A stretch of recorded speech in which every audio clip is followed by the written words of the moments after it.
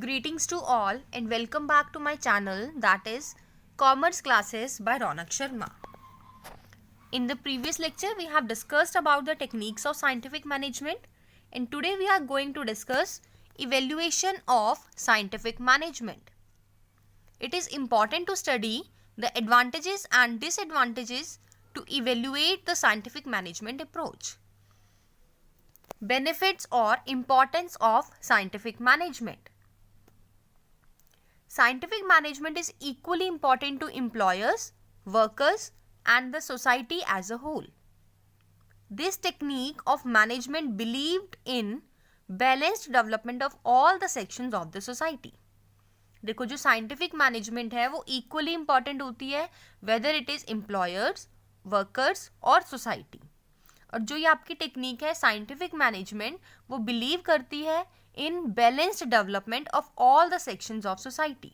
Means ऐसा नहीं है कि साइंटिफिक मैनेजमेंट का मेन फोकस सिर्फ एम्प्लॉयर्स पे रहेगा या फिर ओनली वर्कर्स पे रहेगा या सोसाइटी पे. इन साइंटिफिक मैनेजमेंट का जो मेन फोकस है एफिशिएंसी को इंक्रीज करना, वो हर सेक्शंस के जो जितने भी सोसाइटी के सेक्शंस होते हैं सबकी बैलेंस्ड डेवलपमेंट करने का मेन मोटिव होता है. On this basis the various benefits of scientific management can be grouped under the following headings. First one is benefits to employers and second one is benefits to workers. Benefits to employers includes maximum production, industrial peace, benefits of specialization, and benefits to workers include better working conditions, more remuneration, improvement in standard of living, and increase in efficiency. Now let's discuss all these benefits in detail one by one. First one is benefits to employers. Scientific management results in the following benefits to employers or owners of the business enterprise. First one is maximum production. The quantity of output is directly related to the efficiency of workers, and scientific management concentrates its efforts on increasing the efficiency of workers. जो scientific हमारी management है, ठीक है, उसका main motive क्या होता है? Increase करना एफिशिएंसी ऑफ वर्कर्स. देखो जनरली क्या बोलते हैं हम, जो हमारी आउटपुट होती है, क्वांटिटी है आउटपुट का, वो डायरेक्टली किससे रिलेटेड होता है? Efficiency of workers. मींस अगर हमारे वर्कर्स एफिशिएंट होंगे तो जो हम आउटपुट कर रहे हैं, जो भी हमारी क्वांटिटी होगी आउटपुट की, वो भी ज़्यादा होगी. अगर हमारे वर्कर्स एफिशिएंट नहीं होंगे, काम अच्छे से नहीं करेंगे, तो हमारी जो क्वांटिटी होगी आउटपुट की वो भी क्या रहेगी? लेस रहेगी. और जो साइंटिफिक मैनेजमेंट का कंसंट्रेशन है वो किसके ऊपर है, या साइंटिफिक मैनेजमेंट का जो मेन एफर्ट्स होते हैं वो किसके ऊपर होते हैं? To increase the efficiency of their workers. A few examples of such efforts are. अब ऐसे एफर्ट्स कौन से हैं जो साइंटिफिक मैनेजमेंट यूज करेगी in order to increase the efficiency of workers? कुछ पॉइंट्स हैं, कुछ एफर्ट्स हैं, like maintaining the working conditions at the work place. ठीक है, जहाँ पर भी हमारे एम्प्लॉयज काम कर रहे हैं, जो वर्क प्लेस है उस पर्टिकुलर एरिया की, उस पर्टिकुलर प्लेस की वर्किंग कंडीशंस को मेंटेन रखना. राइट. गिविंग एप्रोप्रिएट वेजेस, उन्हें वेजेस सही देना और टाइमली वेजेस प्रोवाइड करवाना. Providing proper facilities to workers. Rotating the work among different workers in order to retain their interest. आप क्या करोगे? वर्क को भी रोटेट करते जाओगे अपने अलग अलग वर्कर्स के बीच में, सो दैट उनका इंटरेस्ट क्रिएटेड रहे. ठीक है, वो उनका इंटरेस्ट बना रहे, मतलब वो एक काम को करते करते बोर फील ना करे. ठीक है, in order to retain their interest we have to rotate the work among the different workers. Using the simplest possible techniques of work. जितना सिंपल टू सिंपल हो सके आपने टेक्निक्स यूज करनी है वर्क को करने के लिए. Providing proper training to workers from time to time. अपने एम्प्लॉयज़ को, अपने वर्कर्स को टाइम टू टाइम क्या देनी चाहिए? ट्रेनिंग देनी चाहिए, ताकि जो भी पर्टिकुलर वर्क उन्हें असाइन किया गया है वो स्मूथली उसे क्या कर सके? ऑपरेट कर पाए. In such a manner production is increased by increasing the efficiency of workers which results in higher profits for the owners of the business. इसी तरह ये सारी जो भी एफर्ट्स हैं, ये सारे एफर्ट्स लगा के हम क्या कर सकते हैं? प्रोडक्शन को इंक्रीज कर सकते हैं bye increasing the efficiency of workers. और जिसका मेन अल्टीमेट रिजल्ट क्या होगा, आपके हायर प्रॉफिट्स अर्न करेंगे हमारे ऑनर्स ऑफ द बिजनेस। ठीक है, जब आपकी प्रोडक्शन ज़्यादा होगी क्योंकि एफिशिएंसी बढ़ गई है, और जब प्रोडक्शन ज़्यादा होती है तो प्रॉफिट्स भी तो अल्टीमेटली हाई होंगे। ठीक है, second point is industrial peace. One of the main aims of scientific management is bringing about a mental revolution in the mindsets of the management and the workers. There should be full cooperation between two, and this removes any conflict that may exist between the two. Such a situation automatically results in establishment of industrial harmony. देखो, main objective scientific management का क्या है, mental revolution की situation को लेके आना, जिसका मतलब क्या होता है, चेंज इन द एटीट्यूड और mindset of management and workers towards one another from competition to cooperation. ठीक है, मेन मोटिव ही क्या होता है कि मेंटल रेवोल्यूशन लेके आना। देखो, और अगर आप ऐसा करोगे, मेंटल रेवोल्यूशन की सिचुएशन अराइज या क्रिएट करोगे, तो दोनों पार्टीज के बीच में फुल कॉपरेशन बना रहता है, और जो भी कॉन्फ्लिक्ट्स होंगे, जो भी उनके बीच में लड़ाई झगड़े होंगे, क्वेरल्स होंगी, वो भी क्या हो जाएंगी, रिमूव हो जाएंगी। Such a situation automatically results in the establishment of industrial harmony. और जब आपके किसी भी दो पर्सन्स के बीच में, दो पार्टीज के बीच में अगर कोई भी कॉन्फ्लिक्ट अराइज नहीं होगी, कॉपरेशन होगा, तो ऑटोमेटिकली एक इंडस्ट्रियल हार्मनी क्रिएट हो जाएगी। ठीक है, such a situation automatically result in establishment of industrial harmony. Third benefit is benefit of specialization. देखो, scientific management involves breaking up the complete work into small parts, with each part being assigned to a person who is an expert in performing it. Scientific management का main motive क्या होता है कि आपने एक बड़े work को, complete work को डिवाइड करना है इन स्मॉलर पार्ट्स। ठीक है, और उनमें से हर एक पार्ट आप असाइन करोगे किसी एक पर्टिकुलर एक्सपर्ट को। ठीक है, जो उस पर्टिकुलर वर्क को करने में एक्सपर्ट होगा, आप उसे ही वो काम दोगे। This results in more and better work being accomplished in such a lesser time, which is one of the main benefits of specialisation. और देखो, जब आप एक पर्टिकुलर वर्क को डिवाइड करते हो स्मॉल स्मॉल पार्ट्स में, और हर वो स्मॉल पार्ट आप असाइन करते हो टू द एक्सपर्ट्स, ठीक है, इससे क्या होगा, काम ईजीली हो जाएगा और बेटर वे में होगा और लेस टाइम में होगा। ठीक है, और आप बेनिफिट उठा सकते हो, अवेल कर सकते हो बेनिफिट्स ऑफ स्पेशलाइजेशन। ठीक है, हमने देखो 3 पॉइंट्स कवर किए हैं बेनिफिट्स टू एम्प्लॉयर्स में।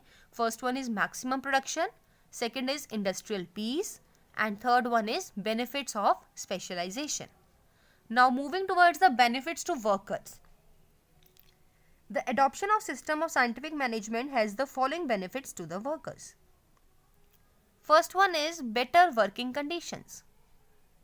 Scientific management involves the maintenance of proper cleanliness and ventilation at the workplace, and also making adequate arrangements for the safety of workers. All this has a favorable effect on the health of the workers. देखो, हमने क्या कहा, scientific management का main motive क्या होता है कि आप एफिशिएंसी को इंक्रीज करो अपने वर्कर्स की, राइट। और हम अपने एफिशिएंसी इंक्रीज कैसे कर सकते हैं वर्कर्स में, by providing healthy working environment. ठीक है, जहाँ पर भी वो काम कर रहे हैं उनको हेल्दी क्लीनलीनेस प्रोवाइड करवाओ, प्रॉपर वेंटिलेशन होनी चाहिए, प्रॉपर अरेंजमेंट्स होने चाहिए for the safety of workers. इन सब के कारण एक फेवरेबल इफेक्ट पड़ता है वर्कर्स की हेल्थ के ऊपर। जब हमारे वर्कर्स हेल्दी होंगे तो ऑब्वियसली उनकी जो एफिशिएंसी होगी काम करने की, to perform a particular work, it is also very favourable. ठीक है, और अल्टीमेटली प्रोडक्शन ज़्यादा होगी और रिजल्ट क्या होगा, कंपनी के लिए हायर प्रॉफिट्स अर्न करेंगे वो। ठीक है, तो सबसे मेन बेटर पॉइंट क्या है, to provide a better working condition to your workers. Second one is improvement in standard of living. The two main requisites of a good standard of living are money and peace. Standard of living को improve करने के लिए दो ही हमारे main component होते हैं. First one is money and second one is peace, right. Scientific management provides workers with both these things. The motivation to work harder provides them with more money, and good relations with the management provides them with the mental peace. देखो, scientific management दोनों ही provide करते हैं, money भी provide करता है और scientific piece भी प्रोवाइड करता है टू देयर वर्कर्स। कैसे? The motivation to work harder, उन्हें मोटिवेट करना कि वो बेटर काम करें, सो दैट उनकी क्या होगी, एफिशिएंसी इंक्रीज होगी, और जब एफिशिएंसी इंक्रीज होंगी तो उनकी क्या होगी, प्रोडक्शन ज़्यादा करेंगे, प्रॉफिट्स हाई होंगे, और जब कंपनी को प्रॉफिट्स ज़्यादा अर्न होंगे तो वो ऑब्वियसली अपने वर्कर्स को भी तो वेजेस इंक्रीज कर देंगे उनकी। ठीक है, तो मोटिवेट करते हैं हम अगर हमने उन्हें वर्क हार्ड करने के लिए, तो वो उन्हें प्रोवाइड करवाता है बेटर मनी और मोर मनी। ठीक है, और अगर उनके रिलेशंस अपनी मैनेजमेंट के साथ अच्छे होंगे, then it will provide them with the mental peace. तो इसलिए हम बोल सकते हैं कि साइंटिफिक मैनेजमेंट मनी और पीस दोनों ही प्रोवाइड करती है हमारे वर्कर्स को in order to improve their standard of living. Third one is increase in efficiency. Good working conditions, better wage, improvement in standard of living, etc. are such a conducive factors which increase the efficiency of the workers to the maximum. अगर आप अपने workers को good working conditions provide करवा रहे हैं, better wages दे रहे हो, ठीक है, इम्प्रूव कर रहे हो उनका स्टैंडर्ड ऑफ लिविंग, ठीक है, ये सारे वो फैक्टर्स हैं जो लीड करते हैं या हेल्प करते हैं एक वर्कर की एफिशिएंसी को इंक्रीज करने में, right. The rewards earned by the workers by working with more efficiency motivates the workers to work even more harder, and in this manner the cycle continues. देखो, जब एक वर्कर काम करता है विद देयर मोर एफिशिएंसी, ठीक है, तो उनके जो भी ऑब्जेक्टिव्स होंगे उनकी एफिशिएंसी इंक्रीज हो जाएगी ना, तो वो खुद को ही एक मोटिवेट करता है कि वो फ्यूचर में और हार्डर करे ताकि उनकी और एफिशिएंसी इंक्रीज हो और उनकी और सैलरीज वेजेस इंक्रीज होती जाए। और ये जो साइकिल है ये कंटिन्यू रहती है, कभी भी नेवर एंडिंग है, ये कभी भी एंड नहीं होता। ठीक है, the rewards earned by the workers, जो उन्हें रिवॉर्ड्स मिले हैं वर्कर्स को, वो उन्हें और मोटिवेट करते हैं कि वो और एफिशिएंसी के साथ अपना काम करे और हार्ड वर्क करे। ठीक है, the application of scientific management produced very favorable results. Now, demerits or criticism of scientific management. Although हमने बहुत सारे advantages read out कर लिए, benefits हैं, whether वो हमें employers के लिए हो या फिर हमारे workers के लिए हो, but still there are some demerits or criticism of scientific management. ठीक है, even though the advent of scientific management resulted in a revolution in the industrial world, which resulted in an increase in the efficiency of employees, the system cannot be said to be completely faultless. आप उसे completely faultless नहीं बोल सकते, हालांकि हमने बहुत सारे benefits read किए हैं, but still कुछ ना कुछ demerits हर चीज़ में होती हैं. Similarly, many industrialists and the working class have bitterly criticized this system. The main faults or criticism of scientific management are, first one is criticism by owner and second one is criticism by the workers. Discuss all these criticism in detail one by one. First, criticism by owners. The owners of the business have criticized scientific management on the following grounds. First one is difficult to introduce. Implementing a system of scientific management in place of the old, tried and tested system is not an easy task. It requires a complete change in the structure of the organization and also results in the frequent interruptions in the process of production.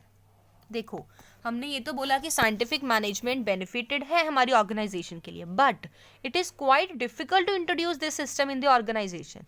इसे आपको implement करना ही बहुत मुश्किल हो जाता है. ठीक है, क्यों? क्योंकि इसमें आपको बहुत सारे चेंज लेके आने पड़ेंगे in the structure of organisation. Company के स्ट्रक्चर में चेंज लेके आना पड़ेगा पहले तो. ठीक है, अगर आप साइंटिफिक मैनेजमेंट को इम्प्लीमेंट कर भी लेते हो तो आपको फ्रीक्वेंटली इंटरप्शंस करनी पड़ेगी in the process of production, और जहाँ पे इंटरप्शंस होती हैं तो कोई भी पर्टिकुलर वर्क स्मूथली कंडक्ट नहीं किया जाता. ठीक है, दो मेन हमारे फॉल्ट्स हैं. First one is change in the structure of organisation and second, जिसके कारण क्या होता है, फ्रीक्वेंट इंटरप्शंस क्रिएट होती हैं in the process of production. Thus, it can be said that implementing a system of scientific management is very long and tedious process. इसीलिए हम बोलते हैं कि अगर आप उसे इम्प्लीमेंट करना चाहते हो साइंटिफिक मैनेजमेंट सिस्टम को, तो ये कैसा है, एक बहुत ही लॉन्ग प्रोसेस है और बहुत ही टीडियस प्रोसेस है, कॉम्प्लिकेटेड है ये। Second one is only suitable for large scale business. कोई भी अगर छोटे लेवल का हमारा ऑर्गेनाइजेशन है, बिजनेस है, उनके लिए सुटेबल नहीं होता कि वो साइंटिफिक मैनेजमेंट को इम्प्लीमेंट कर सके। रीज़न, ये बहुत लेंथी प्रोसीजर है, ठीक है, टाइम कंज्यूमिंग है, एक्सपेंसिव भी बोल सकते हो, टीडियस प्रोसेस है, जिसे सिर्फ और सिर्फ लार्ज स्केल बिजनेस ही इम्प्लीमेंट कर सकती हैं। Since this is very complex and expensive system to implement, it can't be implemented only in it can be implemented only in large scale organizations. In other words, it is not economically feasible to implement the system of scientific management in a small scale organization. Third point is dependency on experts. The system requires the appointment of experts in order to take benefit of their experience and expertise. देखो, scientific management को अगर आपने implement करना है अपनी organisation में, तो आपको कुछ एक्सपर्ट्स को भी अपॉइंट करना पड़ेगा सो दैट आप उनका बेनिफिट उठा सको, उनके एक्सपीरियंस का और उनकी एक्सपर्टीज का, ठीक है। All the work in the organisation is done according to the instructions of the experts only. Organisation में जितने भी काम होते हैं अंडर द साइंटिफिक मैनेजमेंट, वो सारे कैसे किए जाते हैं, according to the instructions of the experts. Over a period of time, the owners of the business and the workers become so dependent upon the experts that they are unable to take or work by themselves. देखो, हमारे जो honours हैं business के या फिर जो workers हैं, वो इतने एक्सटेंट लेवल तक डिपेंड हो जाते हैं एक्सपर्ट्स के ऊपर कि वो अपने आप से कोई काम नहीं कर सकते, अपने आप से कोई डिसीजन नहीं ले पाते, ठीक है। उन्हें हर स्टेप पे एक एक्सपर्ट की हेल्प की रिक्वायरमेंट फील होती है।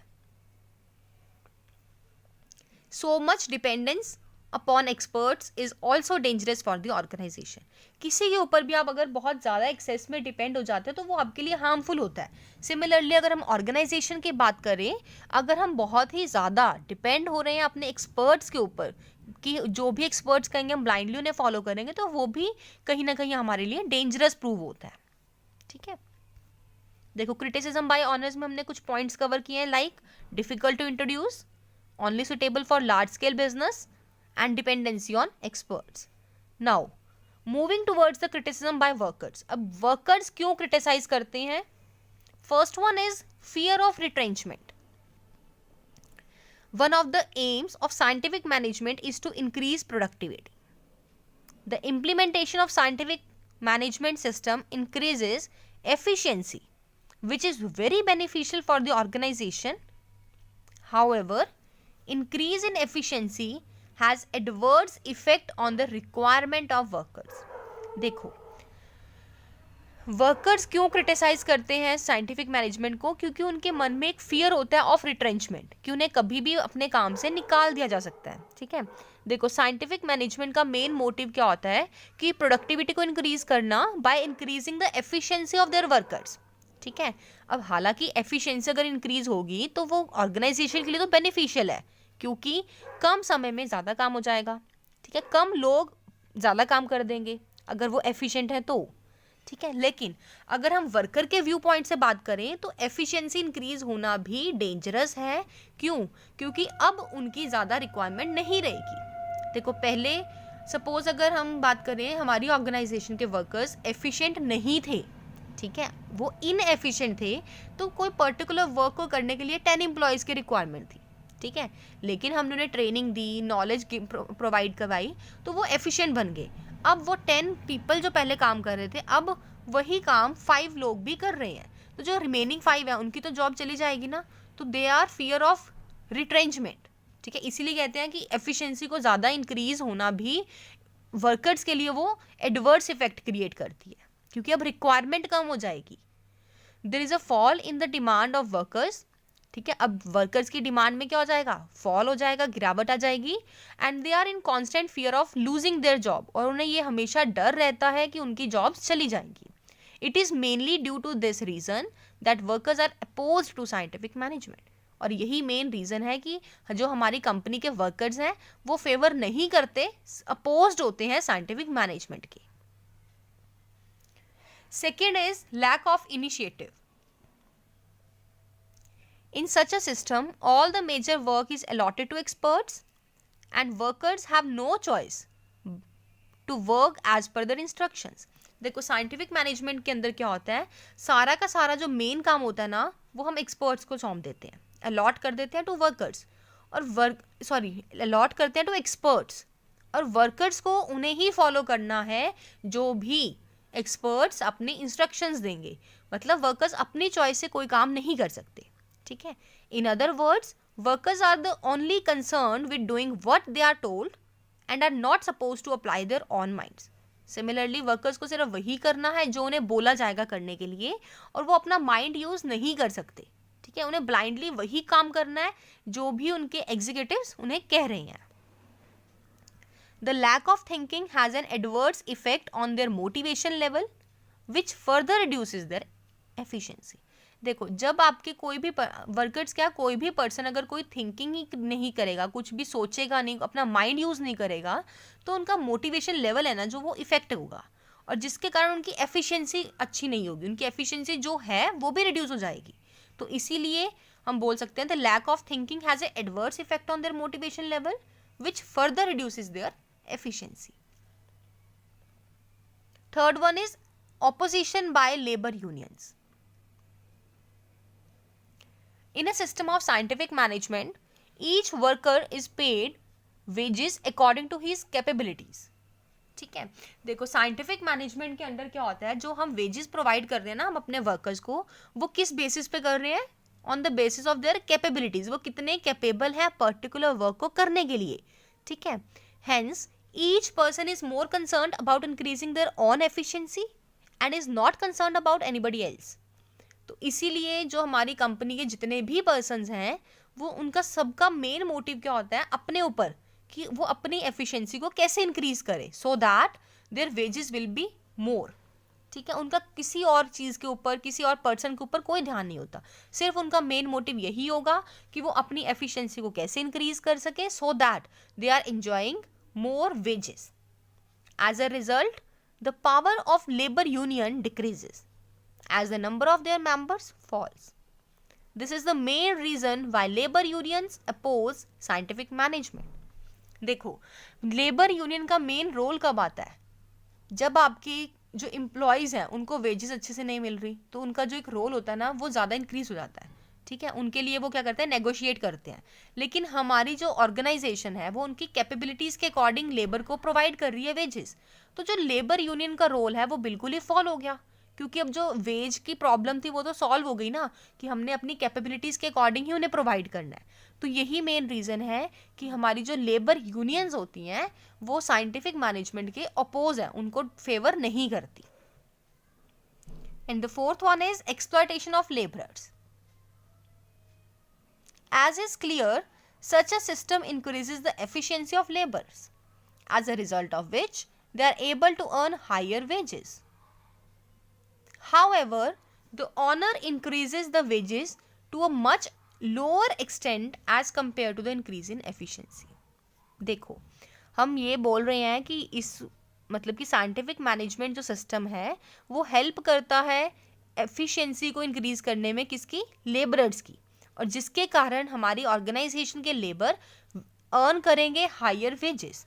बट अगर हम रियलिटी बात करें, जो हमारे ऑनर्स होते हैं ना वो इतने कुछ बहुत लोअर लेवल तक ही उनकी सैलरीज को या वेजेस को इंक्रीज करते हैं in compare to the increase in their efficiency.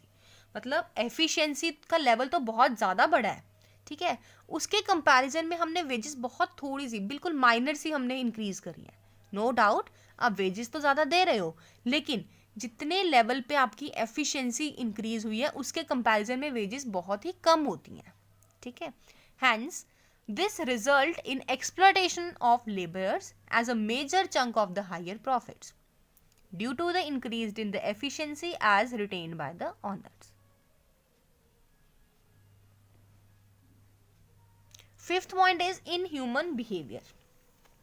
Under this system, The owners are only concerned about the increase in production and totally ignore the adverse effect the additional burden of worker has on the health of employees. देखो, scientific management में हमारी company का, organisation का या फिर honours का main concern क्या होता है कि वो अपनी प्रोडक्शन को इंक्रीज करें टू द मैक्सिमम लेवल. ठीक है, लेकिन वो ये चीज़ भूल जाते हैं कि मैक्सिमम प्रोडक्शन के चक्कर में जो एडिशनल बर्डन होता है काम का, ठीक है, उसका क्या इम्पैक्ट पड़ रहा है on the health of employees, क्योंकि अब उन्हें ओवर टाइम भी लगाना पड़ेगा, पुअर वर्किंग कंडीशंस में वर्क भी करना पड़ रहा है. ठीक है, लेस वेजेस में भी वो काम करते हैं कई बार. तो हमारी ऑर्गेनाइजेशन के जो एम्प्लॉयज़ हैं उनकी हेल्थ के ऊपर क्या इम्पैक्ट पड़ रहा है वो इस चीज़ को इग्नोर कर देते हैं. ठीक है, hence this system results in inhuman behaviour on the part of the honours towards their employees. तो हम बोल सकते हैं जो ये सिस्टम है साइंटिफिक मैनेजमेंट का, ठीक है, वो क्या कर रहा है, इन ह्यूमन बिहेवियर को अडॉप्ट कर रहा है, मतलब इन ह्यूमैनिटी दिखा रहा है किसकी तरफ, अपने एम्प्लॉयज़ की तरफ, towards their employees. I hope you like this video. Thanks and have a wonderful day.